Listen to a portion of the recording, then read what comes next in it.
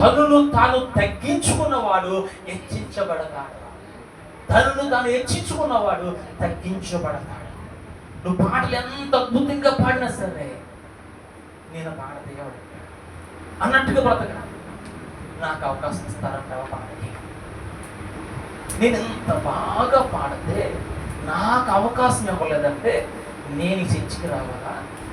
నేను ఇంత బాగా ప్రార్థన చేస్తే, నేను ఇంత బాగా పరిచర్య చేస్తే నాకు పాటకు, ప్రార్థనకు, పరిచర్యకు అవకాశం ఇవ్వలేదంటే నేను చర్చికి రావాలా అన్న ఆలోచన గర్వం మనలోకి వచ్చిందంటే దేవుడు గట్టి పరకను తీసి పాడేసినట్టుగా పాడేస్తాడంటే, నీ ప్రార్థన దేవుడు ఆలకించడంటే, నీ ఆత్మీయ జీవితంలో పడిపోయావు, లోకంలో కలిసిపోయావు, సాతానుడు నీలోకి వచ్చేసాడు, నీలో గర్వం వచ్చేస్తుంది, నీలో నిన్ను హెచ్చించుకుంటున్నావు, అంతే పడిపోతావు.